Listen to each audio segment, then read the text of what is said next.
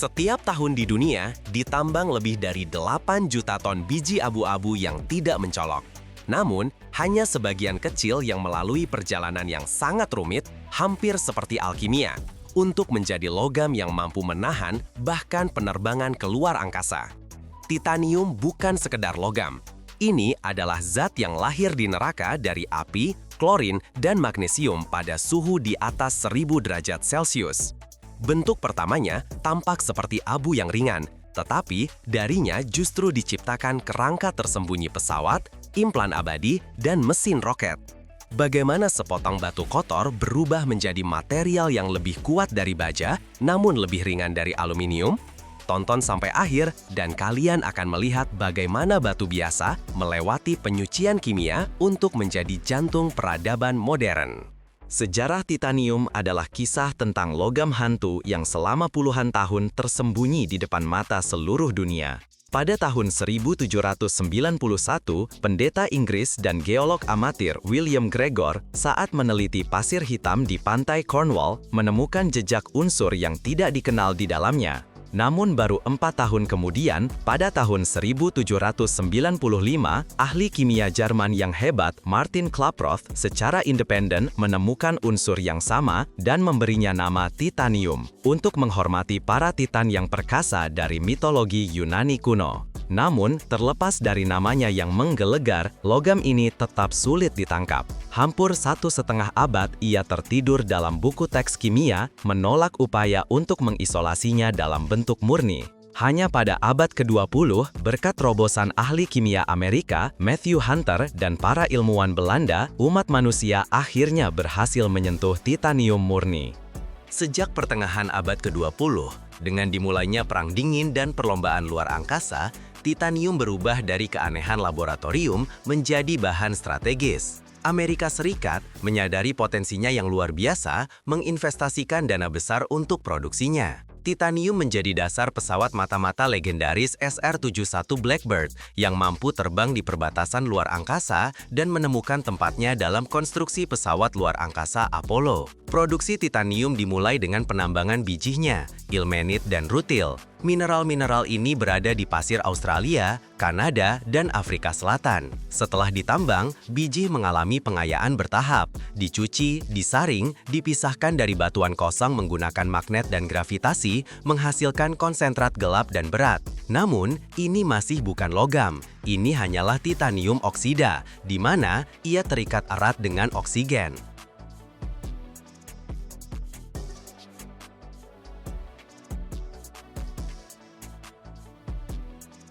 Untuk memutus belenggu molekular ini, konsentrat dikirim ke neraka kimia, ke reaktor dengan lapisan terfluidisasi. Di sini, pada suhu 1000 derajat Celcius, klorin gas ditiupkan ke dalam lapisan biji dan batu bara yang mendidih. Reaksi kimia yang ganas dimulai. Klorin merobek titanium dari oksigen membentuk senyawa volatil, titanium tetraklorida. Zat kaustik dan beracun ini kemudian didistilasi berulang kali, dimurnikan dari kotoran hingga kemurnian yang hampir sempurna. Tahap berikutnya adalah inti dari seluruh proses, yang dinamai menurut penciptanya, William Kroll. Ke dalam sarkofages baja tertutup rapat, diisi dengan gas inert argon, ditempatkan magnesium cair. Kemudian titanium tetraklorida yang dimurnikan ditambahkan secara perlahan. Duel kimia dimulai.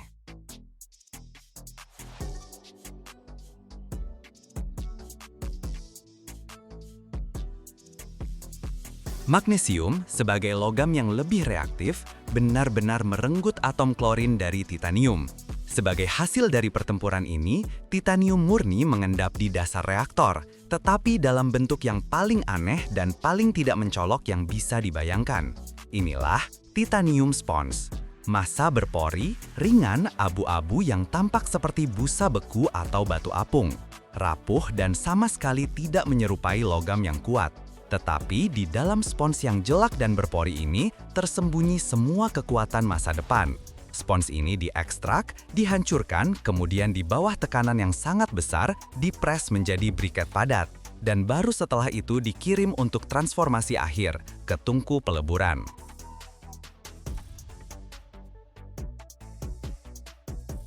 Untuk mengubah briket spons menjadi batangan yang monolit, mereka dilebur dalam tungku busur vakum. Ini diperlukan karena pada suhu tinggi, titanium dengan keserakahan menyerap oksigen dan nitrogen dari udara yang langsung membuatnya rapuh. Di dalam ruang tertutup rapat, busur listrik yang kuat, seperti petir, melelehkan briket, dan titanium cair mengalir ke dalam cetakan tembaga yang didinginkan air. Untuk mencapai homogenitas yang sempurna, proses ini diulang 2 kali, kadang bahkan 3 kali. Hasilnya adalah batangan titanium murni yang berkilau dan keperakan siap untuk pemrosesan lebih lanjut. Lihatlah transformasi yang luar biasa ini, dari spons berpori dan ringan menjadi logam padat yang bersinar. Namun, titanium murni hanyalah awal. Untuk membuat bahan untuk penerbangan dan luar angkasa, ia diubah menjadi paduan.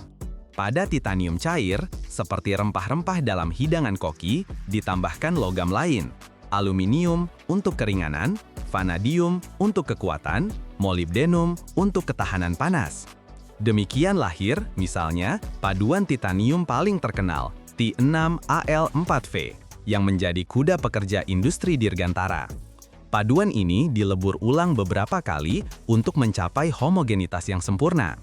Tahap berikutnya adalah pemrosesan mekanis. Batangan raksasa dipanaskan hingga merah untuk membuatnya plastis dan dikirim di bawah pres atau mesin rolling.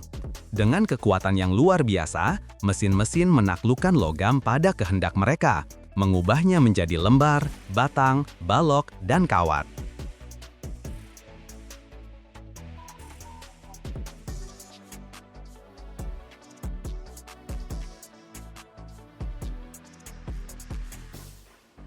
Dari produk setelah jadi ini kemudian dipotong, dibubut, dan digiling bagian-bagian yang paling kompleks.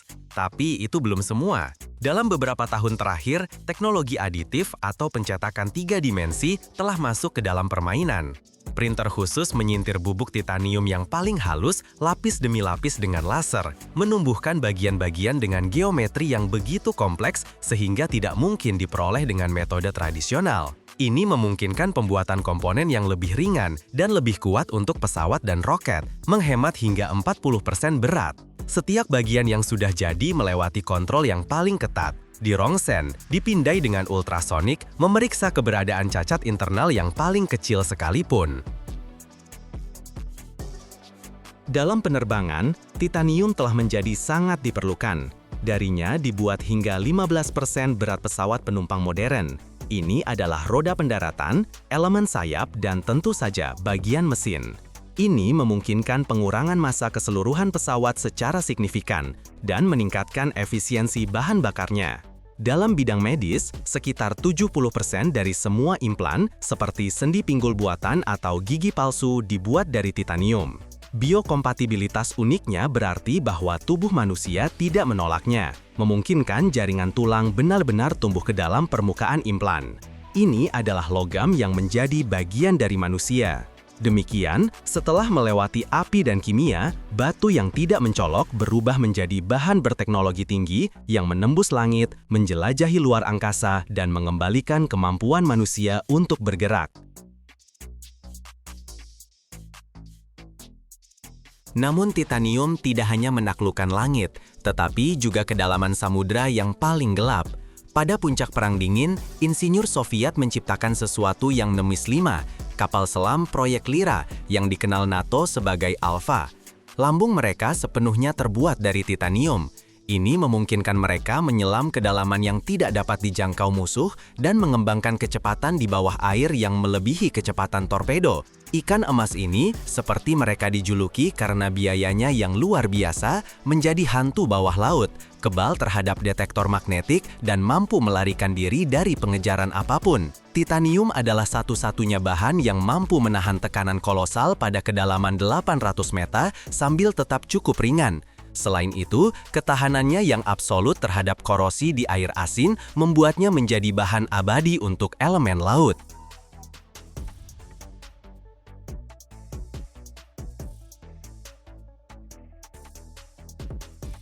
Jadi apa rahasia utama titanium yang dijanjikan di awal? Ini bukan hanya kekuatan atau keringannya. Keajaiban sejatinya terletak pada kemampuan untuk penyembuhan diri. Setiap kali permukaan titanium tergores, ia pada detik yang sama bereaksi dengan oksigen dari udara atau air dan menutupi dirinya dengan lapisan tipis, tak terlihat, tetapi sangat kuat dari titanium oksida. Ini semacam baju besi tak terlihat yang langsung beregenerasi saat rusak. Justru lapisan inilah yang membuatnya benar-benar inert, tidak membiarkannya bereaksi dengan tubuh manusia atau lingkungan yang agresif. Tetapi, kekuatan super ini juga memiliki sisi lain, rahasia lain. Saat pemrosesan mekanis, jika teknologi tidak diikuti, serpihan titanium halus dapat terbakar sendiri. Api putih ini membakar pada suhu yang sangat tinggi sehingga tidak mungkin dipadamkan dengan air atau pasir.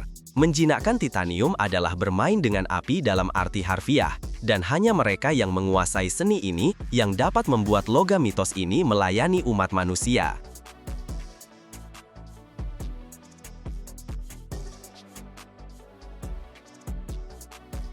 Setiap tahun, Jepang memproduksi jutaan ton baja. Namun, hanya sebagian kecil yang menjadi jantung dari keajaiban rekayasa modern. Rel untuk kereta super cepat Shinkansen. Bayangkan sebuah tungku yang lebih besar dari gedung 5 lantai, dipanaskan hingga 1.500 derajat Celcius. Tempat besi dan karbon meleleh. Lautan api ini berubah menjadi rel sepanjang 100 meter, begitu presisi sehingga menentukan kelancaran kereta berkecepatan 320 km per jam. Namun, rahasia sebenarnya adalah bagaimana para insinyur Jepang menyambungkan rel-rel ini menjadi satu jalur utuh sepanjang 1,5 km. Ingin tahu bagaimana mereka menciptakan rel yang seolah tanpa sambungan, tanpa suara jedak-jeduk khas kereta api? Saksikan hingga akhir.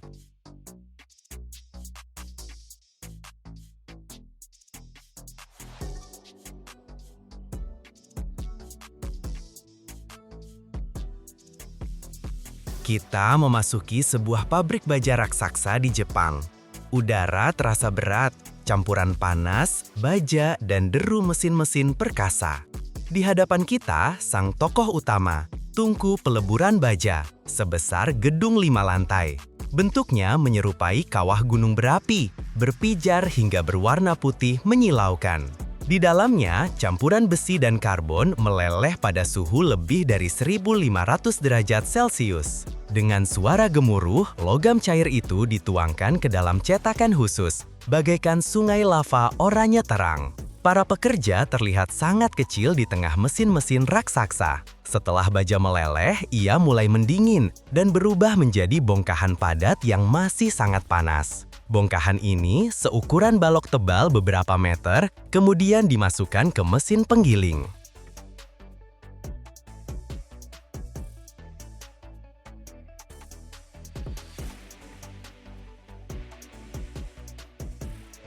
Mesin penggiling adalah mesin raksasa, seperti penggilingan tebu berukuran masif, namun rollnya terbuat dari baja berat yang menekan dan meregangkan logam. Suara gemuruh semakin keras saat mesin melahap bongkahan pijar. Dengan suara gesekan yang dalam, logam panas mulai ditarik memanjang. Secara bertahap, balok ini menjadi lebih panjang, lebih tipis, dan lebih rata. Akhirnya, ia berubah menjadi rel panjang, sekitar 100 meter.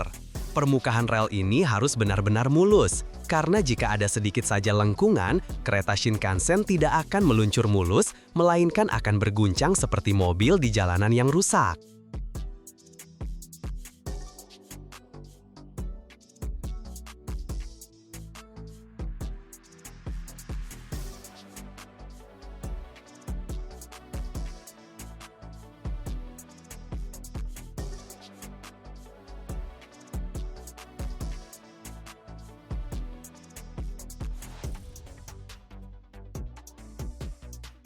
Setelah digiling, rel masih panas.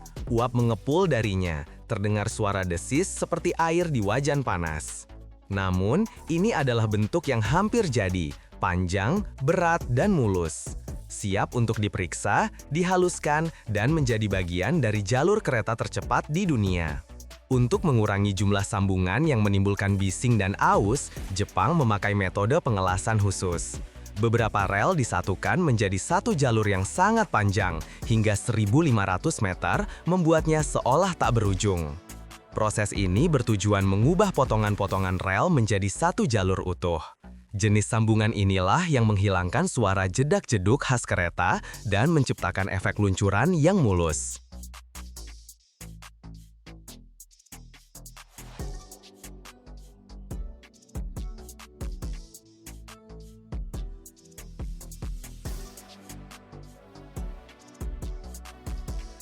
Proses pengelasan terjadi dalam beberapa tahap. Yang paling umum adalah pengelasan termit, teknologi yang andal dan spektakuler. Dua ujung rel ditempatkan saling berhadapan, dengan celah beberapa milimeter. Permukaan sambungan dibersihkan secara teliti dari karat, debu, dan kotoran. Ujung rel harus benar-benar rata. Selanjutnya, di sekitar titik sambungan dipasang cetakan khusus dari bahan tahan api. Cetakan ini akan menahan logam cair selama reaksi. Ke dalam wadah di atas sambungan, dimasukkan campuran termit, bubuk aluminium, dan oksida besi. Ketika dinyalakan, terjadi reaksi yang menghasilkan suhu lebih dari 2.500 derajat.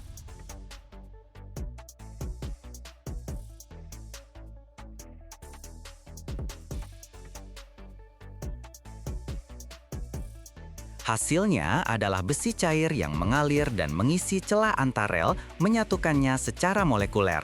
Reaksi ini berlangsung beberapa menit.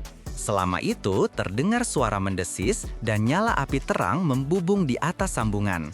Terlihat seperti letusan gunung berapi mini. Setelah logam mengeras dalam 10 menit, cetakan dilepas dan kelebihan logam dipotong. Sambungan tersebut kemudian digosok hingga permukaannya sangat halus agar roda kereta tidak merasakan transisi. Sambungan yang sudah jadi diperiksa dengan laser dan sensor ultrasonik untuk mencari retakan mikro. Rel ini dipasang sebagai satu blok utuh, sehingga mengurangi biaya perbaikan dan risiko gangguan.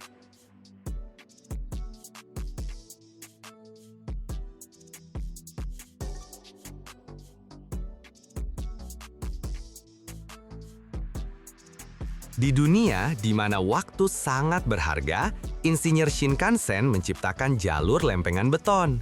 Alih-alih batu kerikil biasa, mereka memakai lempengan beton raksasa yang kokoh.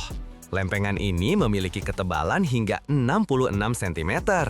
Para ahli dari Jepang juga menciptakan solusi cerdas, elemen enkapsulasi. Bayangkan sebuah dudukan logam yang memeluk rel dengan erat. Dudukan ini tidak hanya menahan rel, tetapi juga mengisolasinya dari getaran dan listrik. Bagian paling cerdas adalah yang tidak terlihat. Di antara lempengan beton dan pondasi, diletakkan lapisan peredam yang berfungsi seperti peredam kejut raksasa. Di dalam terowongan, jalur lempengan ini sangat menghemat biaya. Ketinggian jalur yang lebih rendah berarti terowongan yang lebih kecil, yang mengurangi biaya konstruksi hingga 30%.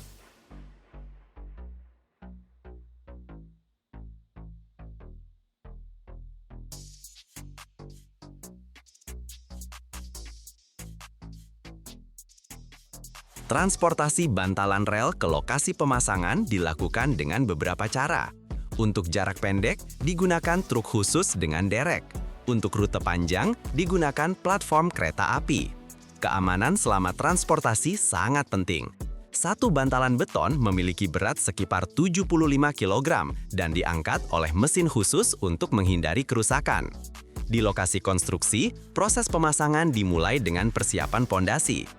Untuk jalur lempengan yang digunakan Shinkansen, bantalan dipasang di atas lempengan beton yang telah disiapkan sebelumnya.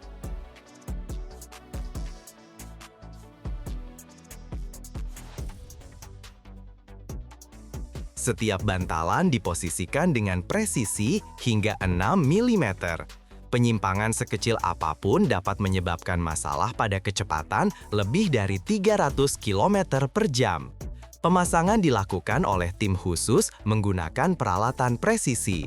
Pertama, titik-titik tumpu dipasang setiap 60 cm, jarak standar untuk jalur cepat. Setiap bantalan diikat ke pondasi dengan baut jangkar berdiameter 2,5 cm yang ditanam sedalam 15 cm ke dalam lempengan beton. Proses ini juga harus terintegrasi dengan sistem listrik dan persinyalan. Bantalan memiliki saluran khusus untuk kabel serta isolator untuk mencegah korsleting. Para pemasang harus memperhitungkan lokasi semua sistem, termasuk saluran drainase. Tahap akhir meliputi pemasangan bantalan peredam getaran. Elemen karet baja ini mengurangi getaran dari kereta ke struktur di sekitarnya.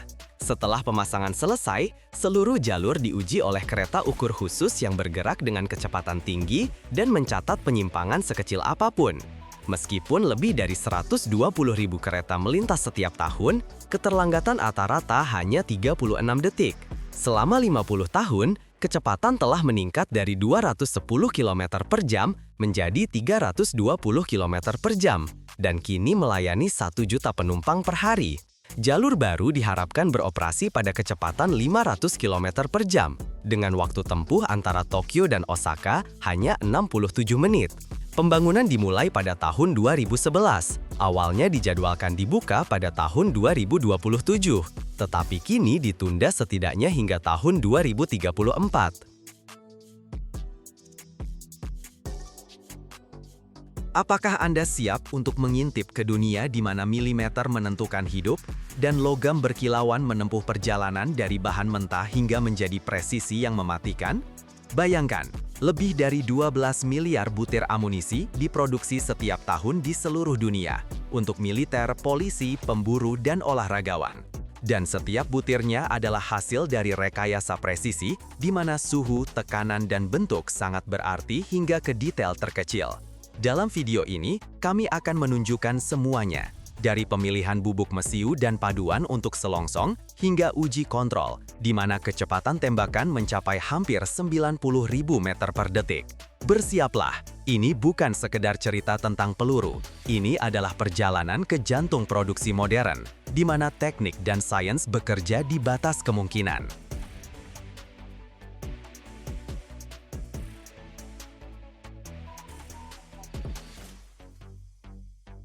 Ratusan juta butir amunisi setiap tahun keluar dari lini perakitan pabrik di seluruh dunia, dan setiap butirnya melewati lini kontrol dengan presisi hingga mikron.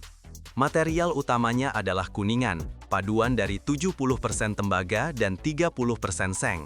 Kuningan ini dipesan dalam bentuk gulungan besar setebal sekitar 1,5 mm dan berat hingga 2.700 kg. Gulungan-gulungan ini dipasok oleh pabrik-pabrik metalurgi. Setelah tiba di pabrik, kuningan dibuka dari gulungannya di platform khusus dan dimasukkan ke mesin roll. Suhu logam pada tahap ini mencapai 315 derajat Celcius untuk membuatnya lebih plastis.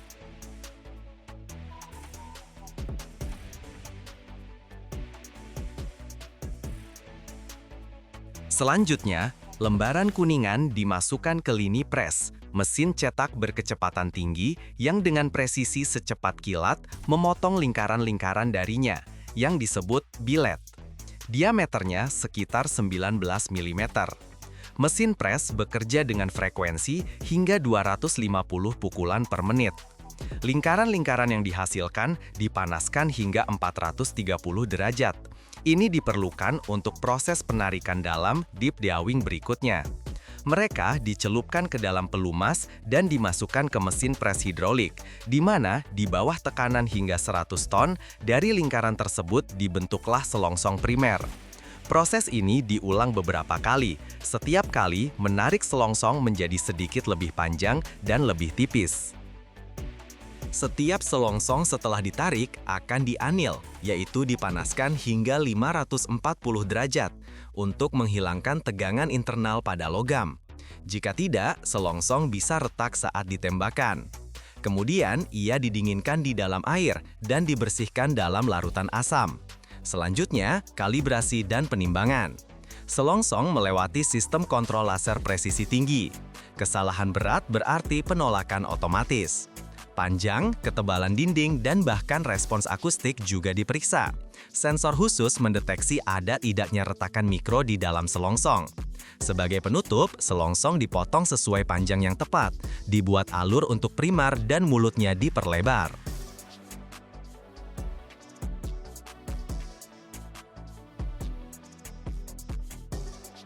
Tahap kritis berikutnya adalah pemasangan primer. Ini adalah komponen kecil namun sangat penting yang memulai tembakan. Primer adalah bahan peledak mini. Di dalam cangkir logam kecil terdapat detonator primer, biasanya berbasis timbal stiff nut. Sebelum pemasangan, primer diuji kepekaannya. Di lini otomatis, setiap selongsong melewati stasiun primer, di mana mekanisme dengan presisi luar biasa memasukkan primer ke bagian belakang selongsong. Selanjutnya, bubuk mesiu. Jenisnya tergantung pada tujuan amunisi. Rata-rata, satu butir amunisi kaliber 223 Remington berisi sekitar 1,5 gram bubuk mesiu. Sebagai perbandingan, amunisi kaliber 45 hanya sekitar 0,4 gram.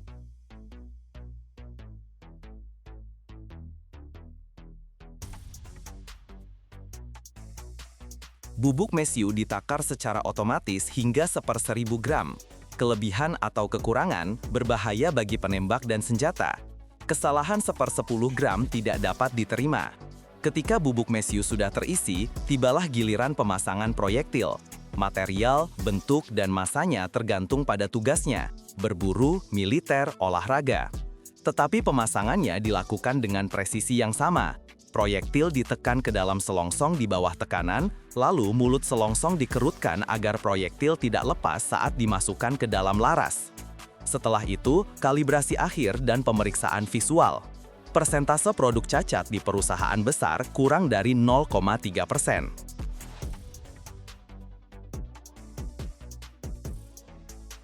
Dan hanya setelah semua tahap pemeriksaan, kalibrasi, dan penimbangan akhir, amunisi masuk ke fase final, pengemasan.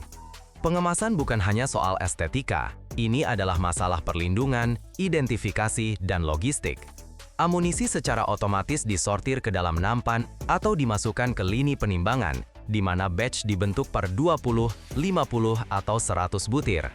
Opsi termurah adalah nampan plastik dengan film pembungkus panas. Pasokan militer dikemas berbeda, dalam kontainer seng atau baja dengan tutup kedap udara. Di dalamnya ada lapisan anti korosi, label dengan kaliber, nomor batch, dan tanggal pembuatan.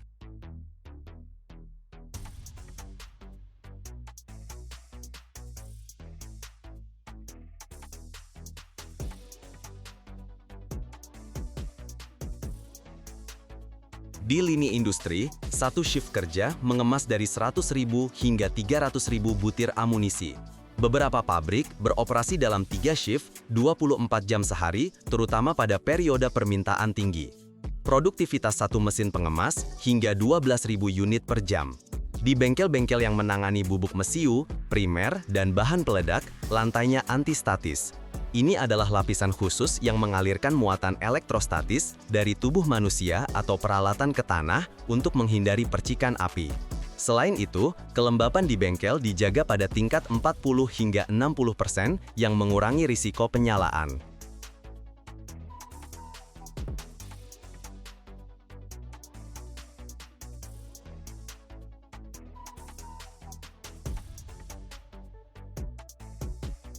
Pekerja mengenakan pakaian khusus dari kain alami atau bahan antistatis. Dilarang memakai benda logam, jam tangan, atau perhiasan. Hanya spesialis bersertifikat yang diizinkan masuk ke area bubuk mesiu atau primer. Aksesnya tentu saja biometrik.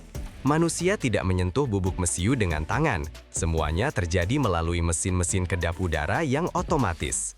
Pembentukan primer, penakaran campuran peledak, penyegalan selongsong, semuanya diotomatisasi semaksimal mungkin. Setiap 45 meter, ditempatkan alat pemadam api bubuk dan sistem sprinkler. Personel menjalani latihan wajib setiap 3 hingga 6 bulan. Semua selongsong, proyektil, dan primer melewati kontrol visual, berat, dan sinar X. Produk cacat dikirim ke zona aman terpisah, di mana mereka dimusnahkan atau didaur ulang. Pabrik dijaga seperti fasilitas keamanan tinggi, pengawasan video, penjaga bersenjata, inventarisasi setiap unit. Pada tahun 1998, di AS, sebuah pabrik yang memproduksi bubuk mesiu untuk amunisi olahraga meledak karena pelanggaran aturan penyimpanan. Kekuatan ledakannya setara dengan beberapa ton TNT. 4 pekerja tewas. Penyelidikan mengungkapkan puluhan pelanggaran sistematis. Oleh karena itu, keamanan di pabrik semacam ini lebih penting daripada produk yang mereka hasilkan. Setiap tahun, lebih dari 1 miliar ban baru tercipta di dunia. Dan jumlah yang sama berakhir di tempat pembuangan sampah. Bayangkan saja, hanya di Amerika Serikat, lebih dari 250 juta ban didaur ulang setiap tahunnya, menyelamatkan planet dari gunungan sampah. Tapi kemana perginya cincin-cincin hitam ini setelah menempuh ribuan mil? Mereka tidak lenyap begitu saja. Mereka melewati api, baja, dan mesin penghancur untuk terlahir kembali. Dan yang paling menarik, kita bahkan tidak menyadari bahwa kita setiap hari berjalan di atas kehidupan kedua mereka. Tetaplah bersama kami sampai akhir, karena di sana saya akan mengungkap rahasia yang akan selamanya mengubah pandangan Anda tentang ban biasa.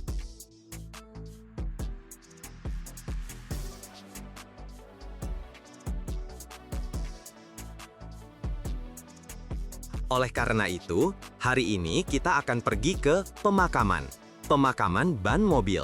Lahan berhektar-hektar yang dipenuhi gunungan cincin karet hitam. Mereka adalah para veteran jalanan yang sunyi, yang telah menempuh ribuan mil, dan kini terbaring di sini, seolah tak lagi dibutuhkan. Tapi ini bukanlah akhir dari kisah mereka. Ini hanyalah awal dari reinkarnasi mereka yang luar biasa. Kita akan menelusuri bagaimana potongan-potongan karet yang usang dan kotor ini melewati serangkaian ujian brutal namun berteknologi tinggi untuk terlahir kembali menjadi jantung yang lembut dari sebuah stadion olahraga modern. Orang Amerika telah belajar memberikan kehidupan kedua bagi sebagian ban. Tingkat daur ulang ban bekas di AS saat ini lebih dari 85%.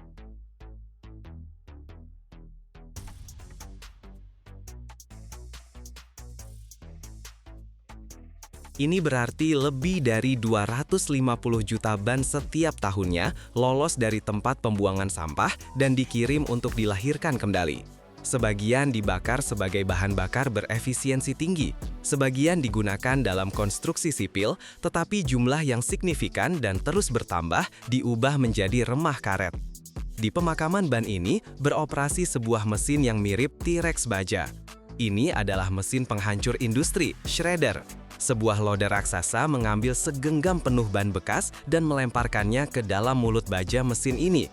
Di dalamnya, dengan derit yang memekakan telinga, berputar dua poros masif dengan kait-kait tebal dan tajam. Mereka mencengkeram ban dengan kekuatan tanpa ampun dan dengan retakan yang luar biasa merobeknya menjadi serpihan-serpihan.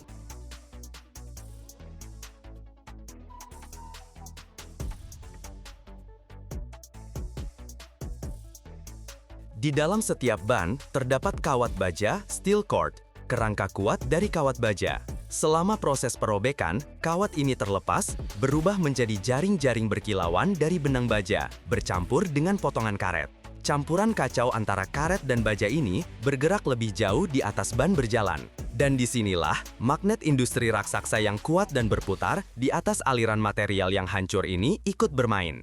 Ia seperti magnet kulkas tetapi jutaan kali lebih kuat menarik semua benang baja dari massa karet. Dengan derit dan dentang, kawat baja menempel pada magnet dan dijatuhkan ke dalam wadah terpisah. Baja ini kemudian akan dikirim untuk dilebur kembali, sementara karet kita yang sudah bersih melanjutkan perjalanannya. Tapi ukurannya masih terlalu besar. Pemberhentian berikutnya, granulator.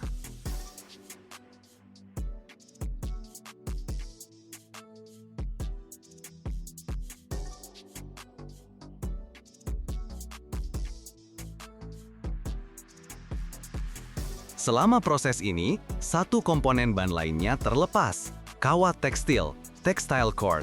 Ini adalah serat nilon atau polyester yang memberikan kekuatan tambahan pada ban. Serat-serat ringan dan halus ini perlu dihilangkan. Untuk itu, butiran karet melewati sistem saringan bergetar dan separator udara.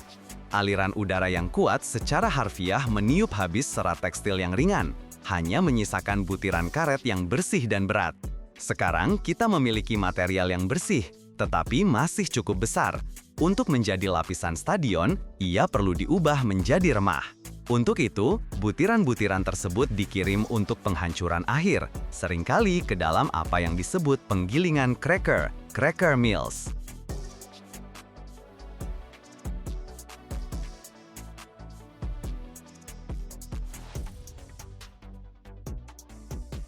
Sebagai hasil dari proses ini, kita akhirnya mendapatkan apa yang menjadi tujuan dari semuanya, remah karet, rubber crumb. Ini adalah massa yang homogen dan gembur, mirip kaviar hitam atau pasir kasar, di mana ukuran setiap partikelnya hanya beberapa milimeter. Remah ini diayak dengan cermat untuk memastikan keseragaman ukuran yang sempurna, dan dikemas dalam karung-karung raksasa masing-masing seberat 1 ton. Perjalanannya dari ban kotor menjadi bahan baku bersih berteknologi tinggi telah selesai. Dan sekarang, mari kita pindah ke tempat di mana remah hitam ini akan menemukan panggilan sejatinya, pembangunan stadion baru. Para pekerja menggelar gulungan-gulungan besar rumput sintetis di atas dasar kerikil yang telah diratakan dengan sempurna.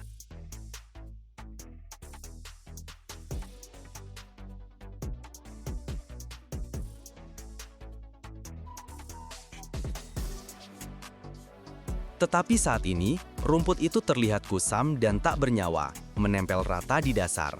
Agar bisa berdiri tegak dan terlihat seperti rumput asli, mereka membutuhkan penyangga. Dan disinilah sebuah mesin khusus masuk ke lapangan, mirip dengan penyebar pupuk besar. Dimulailah proses yang disebut pengisian atau infill. Pertama, mesin secara merata menyebarkan lapisan pasir kuarsa halus yang bulat di seluruh lapangan.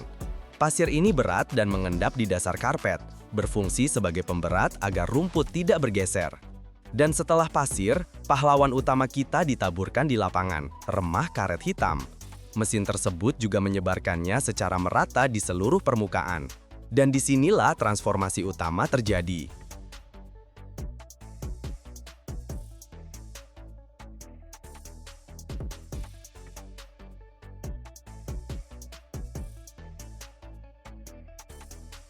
Ini seperti berlari di atas miliaran trampolin kecil. Hal ini secara drastis mengurangi beban pada sendi para atlet dan membuat jatuh menjadi jauh lebih aman. Sentuhan terakhir adalah menyisir lapangan. Sebuah mesin khusus dengan sikat raksasa berjalan di atas rumput, dengan cermat mencampur pasir dan remah karet serta menyisirnya ke dalam hingga ke dasar, membuat setiap helai rumput berdiri tegak lurus sempurna. Dan kini ketika pekerjaan selesai, di hadapan kita terhampar lapangan yang hijau sempurna, kenyal, dan aman. Dan mungkin tidak ada satupun pemain yang berlari di atasnya yang menyadari bahwa di bawah kaki mereka terbaring jutaan partikel dari ban mobil bekas.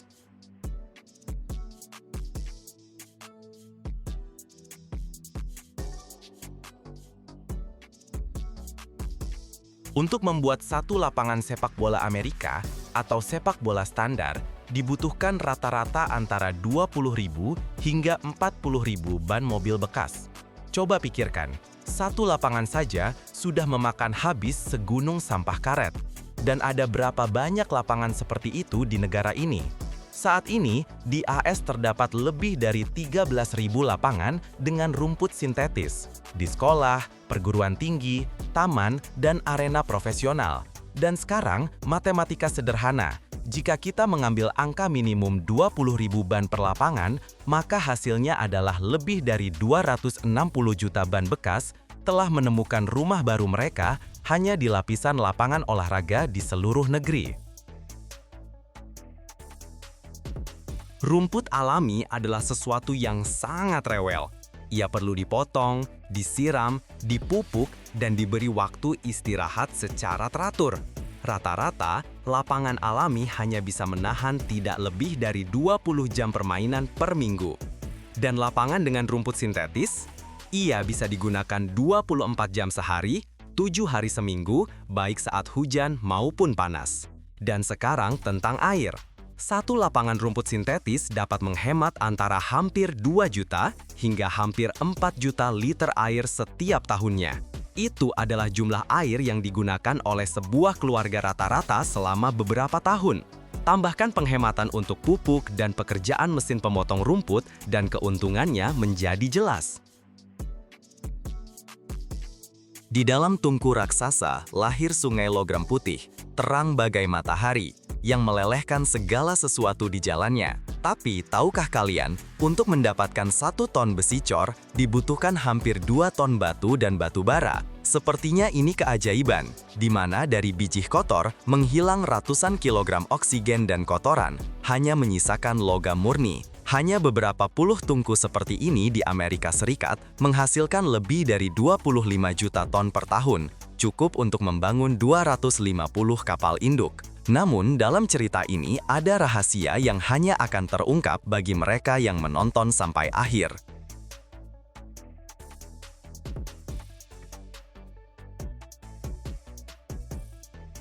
Semuanya dimulai jauh di tambang, tempat biji besi ditambang. Ini bukan logam, melainkan batu kemerahan, coklat kemerahan yang terlihat seperti tanah berkarat. Di dalamnya, besi terikat erat dengan oksigen, dan tugas utama kita adalah melepaskan oksigen ini membebaskan logam murni. Bersama dengan biji, 2 bahan penting lainnya dibawa ke pabrik untuk resep neraka kita. Yang pertama adalah kokas. Ini adalah batu bara yang diolah secara khusus, dibakar dalam tungku tanpa udara untuk menghilangkan semua kotoran. Hasilnya adalah karbon murni dan berpori yang terbakar dengan panas luar biasa. Kokas dalam proses kita adalah bahan bakar sekaligus agen kimia utama. Bahan ketiga adalah batu kapur, batu biasa. Perannya adalah menjadi pembersih. Batu kapur saat dipanaskan akan bekerja seperti magnet untuk kotoran ini, mengumpulkannya menjadi massa terpisah. Dan sekarang, mari kita pindah ke pabrik, di mana berdiri pahlawan utama cerita kita, Tungku Tinggi. Ini adalah menara setinggi lebih dari 30 meter, seluruhnya dilapisi bata tahan api dari dalam dan dikelilingi jaringan pipa. Menara ini tidak pernah tidur, bekerja terus-menerus, 24 jam sehari, kadang bertahun-tahun tanpa henti. Ini adalah perut raksasa yang harus terus diberi makan. Dari atas, dengan bantuan pengangkat skip khusus yang mirip kereta kecil, bahan-bahan kita dimuat ke dalam tungku. Tapi bukan sembarangan, melainkan berlapis-lapis, seperti lasagna industri. Lapisan kokas, lalu lapisan biji besi dengan batu kapur, lagi lapisan kokas, dan seterusnya. Untuk mendapatkan 1 ton besi cor cair, perlu memuat hampir 2 ton bahan mentah ke dalam tungku. Angka ini mencakup biji besi, kokas, dan batu kapur.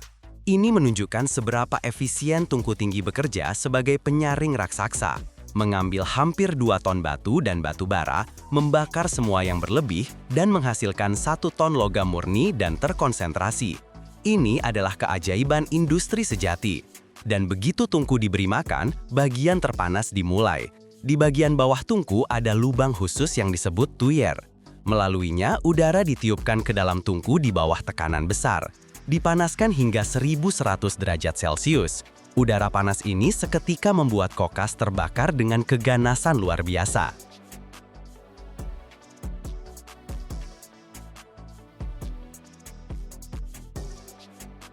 Seluruh massa bahan yang dimuat dari atas memulai perjalanan panjangnya ke bawah, melewati zona dengan suhu berbeda.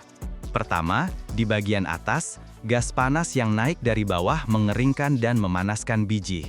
Sedikit lebih rendah dimulai kimia. Kokas panas bereaksi dengan oksigen membentuk karbon monoksida. Dan gas karbon monoksida ini adalah pahlawan pencuri kita. Naik dengan rakus ke atas, bertemu biji besi dan mulai merenggut atom oksigen darinya, meninggalkan besi murni. Kira-kira di tengah jalan ke bawah, suhu menjadi sangat tinggi sehingga besi dan kotoran mulai meleleh. Di sini masuk pemain kita, pembersih batu kapur.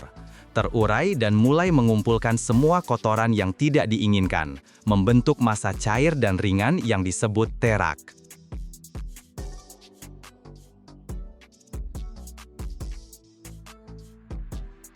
Di bagian paling bawah tungku, di jantungnya yang disebut dapur, terkumpul danau dari 2 cairan yang tidak tercampur.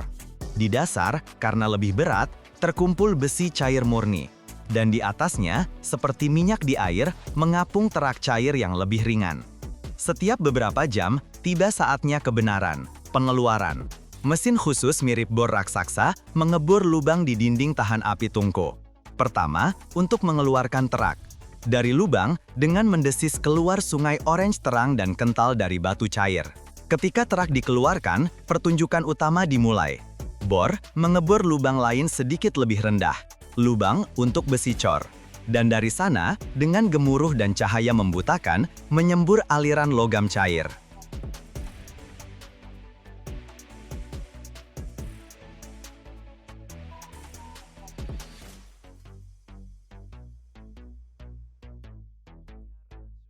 Bukan oranye, tapi putih keemasan, begitu terang sampai menyakitkan untuk melihatnya tanpa kacamata khusus. Darinya keluar panas yang begitu terasa di kulit dari puluhan meter jauhnya. Sungai logam yang membutakan, melemparkan air mancur percikan, mengalir melalui saluran tahan api panjang ke dalam sendok besar bergerak yang mirip cerutu raksasa di atas roda, yang disebut torpedo. Torpedo ini dapat menampung beberapa ratus ton logam cair dan seperti termos menjaganya tetap panas saat dibawa ke bengkel berikutnya. Apa yang kita dapatkan dari tungku tinggi dalam bahasa Inggris disebut pig iron, mengandung banyak karbon yang membuatnya sangat rapuh.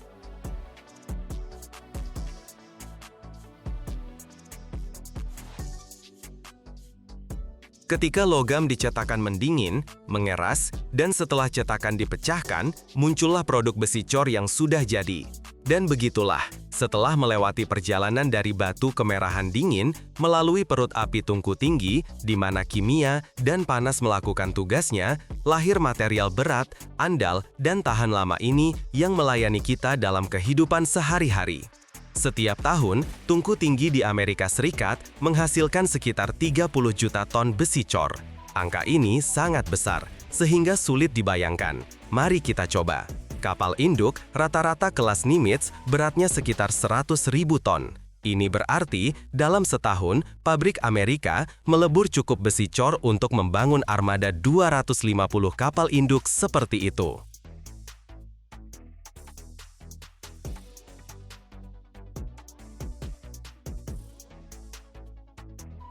Atau jika diterjemahkan ke sesuatu yang lebih membumi, keberat mobil penumpang rata-rata, jumlah logam ini cukup untuk membuat lebih dari 12 juta mobil. Ini seluruh bangsa otomotif yang lahir dalam api tungku tinggi dalam 1 tahun. Di seluruh negara saat ini, hanya ada sekitar 1,5 lusin tungku tinggi yang beroperasi. Bukan ribuan pabrik kecil, tapi sejumlah kecil titan sejati. Ini berarti setiap menara ini adalah monster yang sangat produktif. Tungku tinggi rata-rata di Amerika Serikat melebur lebih dari 5.000 ton besi cor setiap hari. Setiap hari.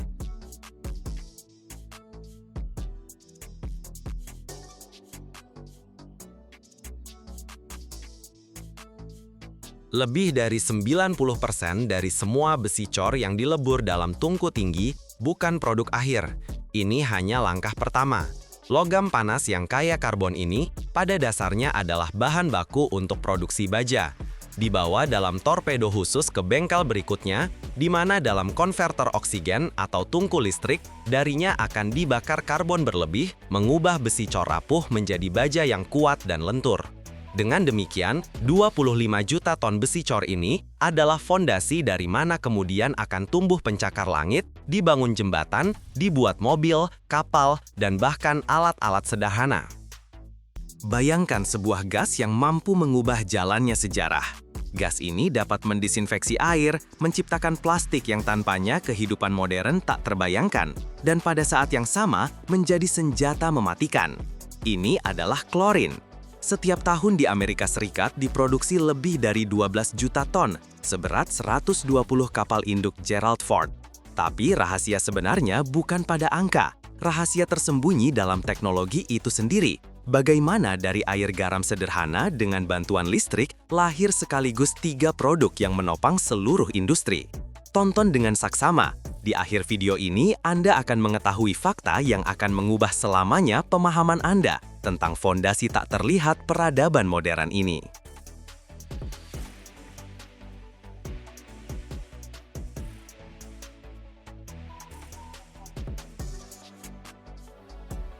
Amerika Serikat adalah salah satu produsen klorin terbesar di dunia. Setiap tahun, pabrik-pabrik di negara ini memproduksi lebih dari 12 juta ton gas ini. Angka ini benar-benar tidak masuk akal. Bayangkan, berat kapal induk Gerald Ford, kapal perang terberat di dunia, ini sekitar 100.000 ton. Ini berarti bahwa dalam setahun, industri Amerika memproduksi klorin sebanyak berat 120 kapal induk seperti itu. Semuanya dimulai bukan di laboratorium, melainkan jauh di bawah tanah. Bahan utama untuk resep kita adalah garam batu biasa atau natrium klorida. Garam ini baik ditambang di tambang atau yang jauh lebih efisien dipompa dari bawah tanah.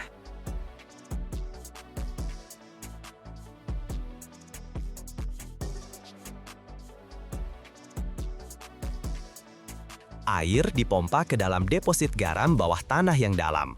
Air melarutkan garam, membentuk larutan garam jenuh yang disebut air garam. Dan inilah larutan garam pekat inilah yang menjadi bahan baku kita. Tapi larutan ini masih kotor, di dalamnya penuh kotoran, kalsium, magnesium, dan mineral lainnya. Oleh karena itu, sebelum pertunjukan utama dimulai, air garam menjalani pemurnian menyeluruh. Larutan ini dilewatkan melalui serangkaian tangki, di mana dengan bantuan bahan kimia, semua kotoran diendapkan dan disaring darinya. Pada keluaran, kita mendapatkan larutan yang sempurna bersih, transparan, dan sangat asin, siap untuk tahap utama, elektrolisis.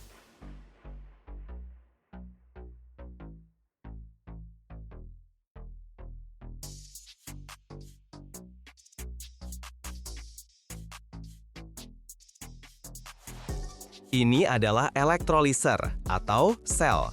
Disinilah semua keajaiban akan terjadi, atau lebih tepatnya, semua kimia. Mari kita bayangkan satu elektroliser seperti itu. Pada dasarnya, ini adalah kotak di mana larutan garam murni kita dituangkan. Dan ke dalam larutan ini dicelupkan dua elektroda, anoda bermuatan positif dan katoda bermuatan negatif. Dan sekarang ke elektroda ini dialirkan arus listrik searah dengan kekuatan yang sangat besar. Dan disinilah pemisahan dimulai. Molekul garam dalam air terurai menjadi ion natrium bermuatan positif dan ion klorin bermuatan negatif. Dan medan listrik memaksa mereka bergerak.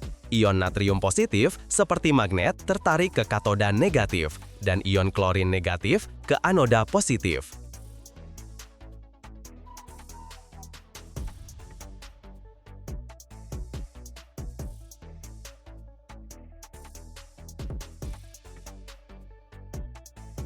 Dua atom klorin yang kehilangan muatannya segera bergabung membentuk molekul klorin gas. Miliaran molekul ini berkumpul bersama dan di permukaan anoda mulai muncul gelembung kecil gas kuning kehijauan. Inilah klorin kita. Sumber daya utama untuk produksi klorin adalah energi listrik. Industri klor-alkali adalah salah satu konsumen energi listrik terbesar di Amerika Serikat. Untuk memproduksi 1 ton klorin, diperlukan sekitar 2.500 kWh energi listrik. Sekarang, kalikan ini dengan 12 juta ton per tahun. Ternyata, industri ini setiap tahun mengkonsumsi sekitar 30 miliar kWh. Ini lebih banyak dari konsumsi energi listrik tahunan negara bagian utuh seperti Vermont atau Wyoming.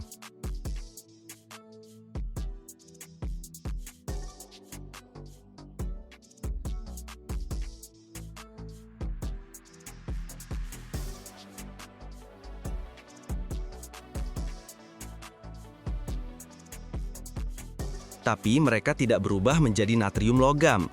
Sebaliknya, arus listrik memecah molekul air yang ada dalam larutan menjadi hidrogen dan ion hidroksida.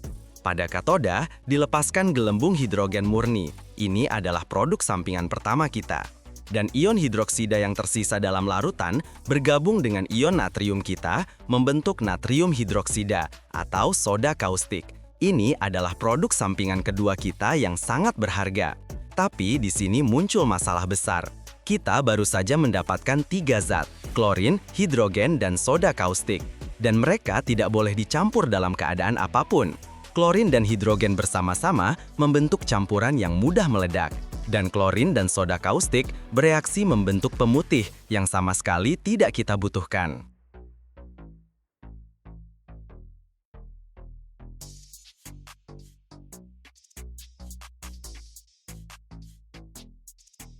Membran ini terbuat dari polimer khusus, seperti penjaga keamanan di klub malam. Membran ini melewatkan ion natrium positif, memungkinkan mereka lewat ke katoda, tetapi memblokir ion klorin negatif, tidak membiarkan mereka masuk ke ruang katoda. Dengan cara ini, klorin lahir dan terkumpul di satu bagian sel, sedangkan hidrogen dan soda kaustik di bagian lain. Sekarang, kita perlu mengumpulkan panen kita. Dari ruang anoda terus-menerus dipompa gas basah, panas, kuning kehijauan. Pertama-tama, perlu didinginkan. Kemudian perlu dikeringkan. Klorin sangat agresif, terutama dalam keadaan basah. Ia mengkorosi hampir segalanya. Tapi ada satu zat yang tidak ia sentuh, asam sulfat pekat.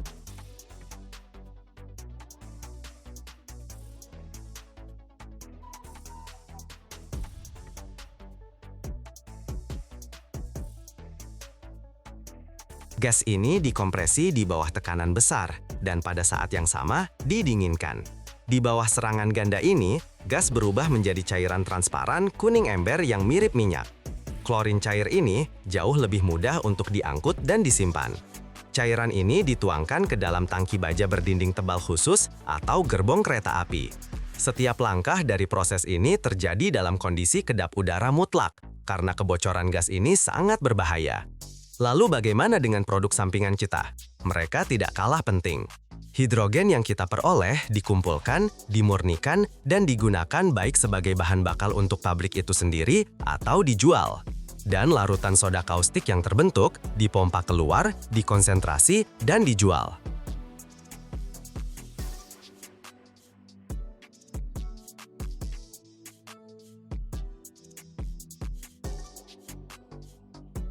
Dan begitulah, dari air garam sederhana, dengan melewatkan sejumlah besar listrik melaluinya, manusia belajar mendapatkan sekaligus 3 zat yang sangat penting yang merupakan fondasi untuk ribuan produk lainnya. Dan sekarang, mari kita lihat kemana semua klorin dalam jumlah besar ini pergi. Anda mungkin berpikir bahwa semua digunakan untuk mendisinfeksi kolam renang, tapi ini hanya setetes di lautan. Sebenarnya, kurang dari 5% dari semua klorin digunakan untuk desinfeksi air. Lalu, kemana 95% sisanya pergi?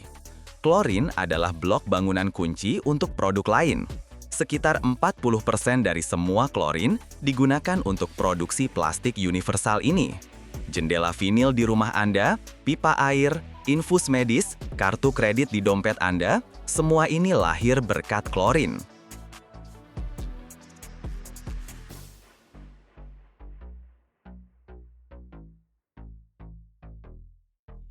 Sekitar 40% lagi digunakan untuk menciptakan ribuan senyawa organik dan anorganik lainnya. Farmasi, pelarut, refrigeran, herbisida, insektisida, daftarnya tak terbatas. Dan klorin juga merupakan komponen kunci untuk pemutihan kertas, memberikannya warna putih bersih itu. Dan akhirnya, tentang produk sampingan yang sebenarnya tidak kalah penting. Kita ingat bahwa untuk setiap ton klorin, kita mendapatkan sekitar 1.100 kg soda kaustik. Ini berarti bahwa setiap tahun, industri Amerika memproduksi lebih dari 13 juta ton alkali penting ini. Ini membuat produksi klor alkali menjadi bisnis yang sempurna seimbang. Setiap tahun, jutaan bagian, ton paduan logam, dan berjam-jam perhitungan presisi tinggi berkumpul menjadi satu simfoni mematikan. Roket ini bukan sekedar logam, ini adalah otak bergerak, mesin, dan kematian terprogram yang terbang lebih dari 1.600 km sambil bersembunyi dari radar. Bagaimana dari ratusan bagian logam lahir sebuah misteri yang mampu mengubah jalannya pertempuran? Tetaplah sampai akhir, saya akan mengungkap satu rahasia produksi yang hanya sedikit orang tahu. Ingin tahu apa yang tersembunyi di dalamnya? Bayangkan, laser, pengepresan, robot yang mengelas bagian di ruang bersih dengan toleransi 1/1000 mm. Semua ini demi satu penerbangan.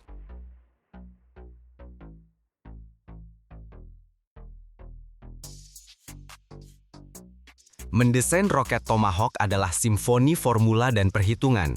Insinyur tidak sekedar menggambar badan roket, mereka memecahkan persamaan yang harus memungkinkannya menembus udara dengan akurasi hingga sentimeter. Setiap permukaan dan lengkungan dihitung dalam sistem desain berbantuan komputer dan melalui pemodelan aerodinamis. Tujuannya adalah menciptakan badan yang akan terbang lebih dari 1.600 km, tetap hampir tidak terlihat dan stabil pada ketinggian 30 atau 50 meter di atas tanah. Dalam simulasi digital diuji kekuatan angin, hambatan pada kecepatan 880 km per jam, dan pengaruh hujan. Satu kesalahan dan alih-alih serangan tepat sasaran, roket akan mengenai gudang di pinggiran.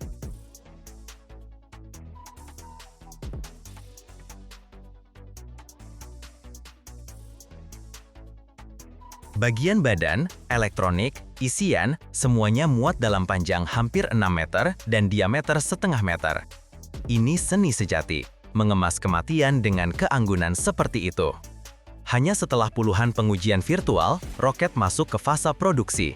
Setelah tahap perhitungan, gambar teknis ditransfer ke dunia nyata, ke pabrik dengan peralatan presisi tinggi. Di sini tidak boleh ada retakan atau mikron berlebih. Badan roket dengan panjang lebih dari 5,5 meter, dirakit dari bagian-bagian yang dibuat dari paduan aluminium berkualitas tinggi, kadang dengan penambahan titanium. Ini adalah silinder yang diperhitungkan secara aerodinamis, yang harus menahan beban berlebih, getaran, dan perubahan suhu.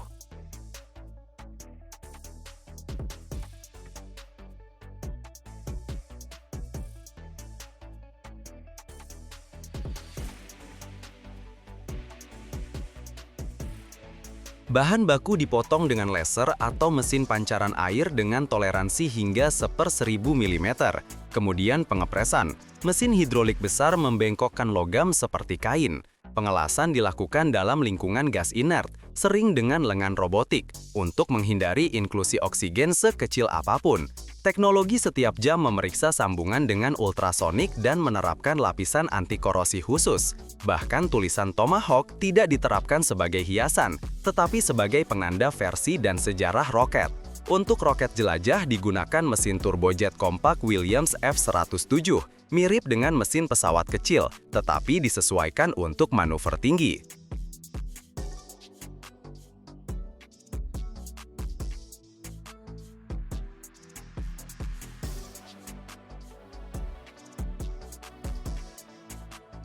Bilah turbin dibuat dari paduan nikel dalam bentuk yang lebih mirip patung daripada bagian teknis. Dicetak dengan metode pengecoran presisi, kemudian dipoles hingga mengkilap seperti cermin, agar tidak memberi hambatan berlebih pada udara. Kompresor dan ruang bakar adalah mosaik kompleks dari puluhan elemen. Setiap bagian diperiksa kekedapannya, karena kebocoran mikro apapun dan roket tidak akan lepas landas. Nosel dibuat dari paduan tahan panas yang mampu menahan suhu api tanpa deformasi. Perakitan mesin terjadi di zona bersih seperti laboratorium. Pekerja dalam pakaian steril, suhu dan kelembapan stabil.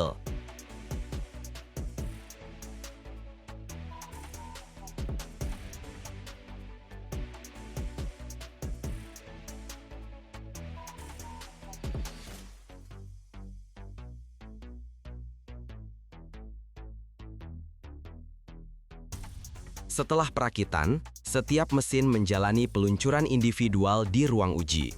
Mesin mensimulasikan penerbangan nyata, tetapi bukan di langit, melainkan di meja beton dengan sensor.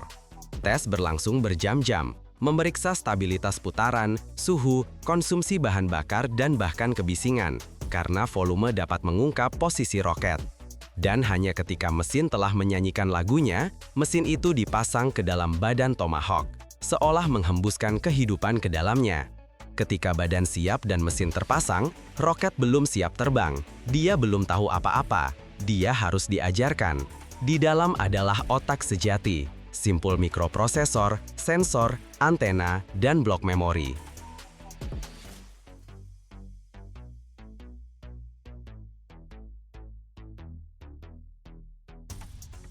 Tetapi segera setelah menerima sinyal daya pertama, di dalamnya terbangun diri mesin. Navigasinya adalah seluruh ensemble sistem. Sensor inersia menjaga jalur bahkan jika sinyal hilang. Koreksi GPS membantu tidak menyimpang dari rute. Tetapi yang utama adalah kemampuannya untuk melihat. Kamera khusus menganalisis relief medan, membandingkan setiap bukit atau jembatan dengan peta yang tertanam dalam memori. Jika di bawahnya hutan dan seharusnya ada ladang, dia tahu ada yang salah. Dia membuat keputusan. Sistem kontrol seperti jaringan saraf, fleksibel dan tanpa kesalahan. Stabilisator dan kemudi kecil bertanggung jawab untuk setiap kemiringan dan perubahan ketinggian.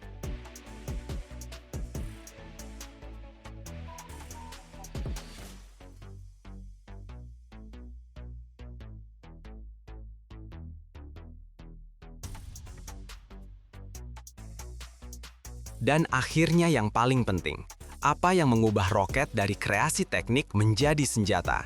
Hulu ledaknya. Terlihat sederhana, silinder tersembunyi di badan. Tetapi di dalamnya bahan peledak yang mampu menembus beton dan menghancurkan peralatan. Dibuat secara terpisah dalam kondisi sterilitas absolut. Tidak ada percikan api. Ini adalah pekerjaan di mana kesalahan tidak diperbaiki, tidak diizinkan. Sebelum perakitan akhir, setiap komponen menjalani pemeriksaan, ronsen, tes getaran, diagnostik elektronik, kemudian perakitan. Diam-diam, selangkah demi selangkah, seolah seseorang tidak merakit senjata, tetapi jam antik yang harus berbunyi hanya sekali. Dan ketika semua terhubung, roket diam-diam berbaring di kontainer. Tidak bercahaya, tidak berkedip, hanya menunggu. Penerbangannya masih di depan, tetapi dia sudah siap.